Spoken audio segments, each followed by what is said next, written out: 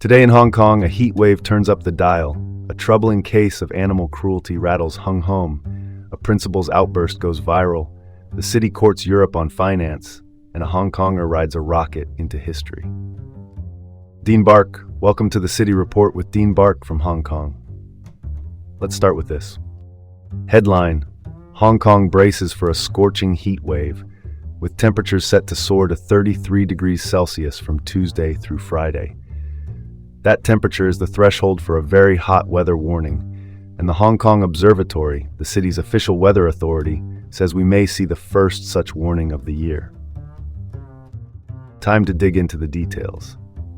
An anticyclone aloft, that's a high-pressure system higher up in the atmosphere, is parked over the coast of Guangdong and the northern South China Sea. It suppresses cloud formation, traps heat near the surface, and leaves us with hot, stagnant air. The forecast: urban highs around 33, humidity climbing, likely peaking near 95% as we close out the work week. Isolated showers are possible along the Guangdong coast, but there'll be more teas than relief. What's the takeaway? Hydrate, keep an eye on children, seniors, and outdoor workers, and plan strenuous activity for mornings or evenings. MTR stations and malls will be the unofficial cooling centers. Not ideal, but practical. Cooler, more unstable weather is expected over the weekend. We'll take the trade. A quick opinion: Hong Kong needs better heat resilience. More shaded walkways, tree cover at bus stops, and formal cooling shelters would help.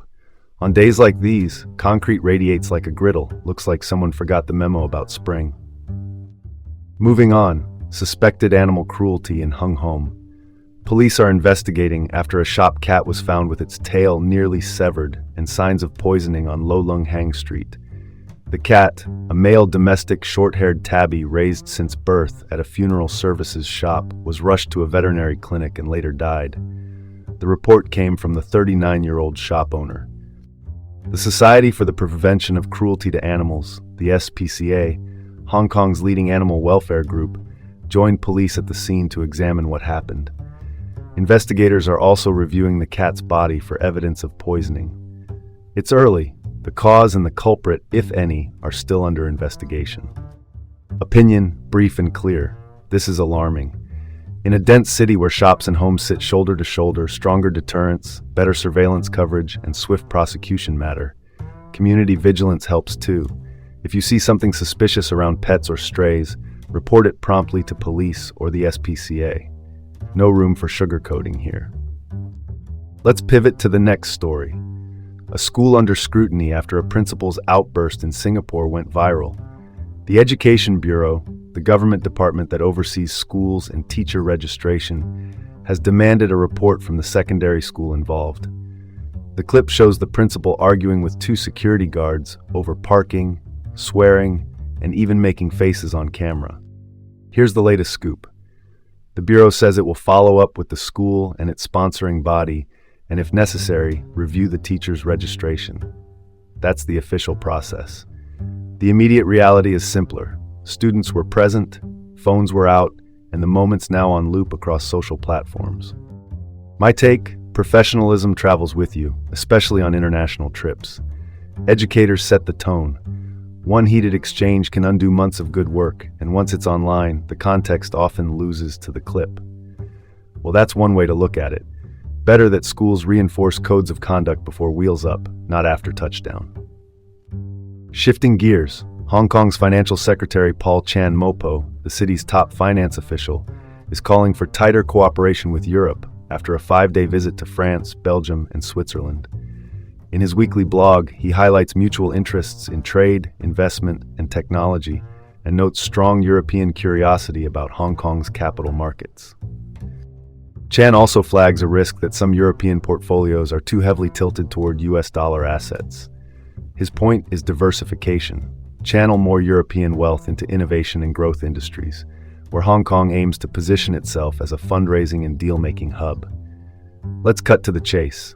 In a choppy geopolitical sea, deal flow follows confidence, clarity, and access.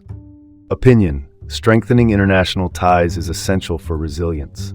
More dual listings, green finance pipelines, and tech collaborations would help anchor capital here. Call it like it is. If we want the orders, we need to keep the door wide open and the rules crystal clear. And now, a historic launch. Lai Ka-ying, Hong Kong's first astronaut, has blasted off on the Shenzhou 23 mission to the Tiangong space station. Lai is a 43-year-old police superintendent with a doctorate in computer science. She serves as a payload specialist on a 3-member crew. She is also the 4th Chinese woman ever to go into space. The launch lifted from the Jiuquan Satellite Launch Center, China's desert gateway to orbit. Crowds here at home, including students and alumni at the University of Hong Kong, cheered as the mission got underway. Earlier, Chief Executive John Lee Ka-chiu told Lai in a video call that the city is very proud, a sentiment widely shared today. What's the takeaway? This marks a milestone for Hong Kong's role in national space endeavors and a clear signal to young scientists. The path from local labs to low Earth orbit is open. From beat cop to orbit, that's a commute with some serious frequent flyer miles. This is Dean Bark, signing off from the City Report with Dean Bark in Hong Kong. Have a great day and tune in tomorrow for more updates.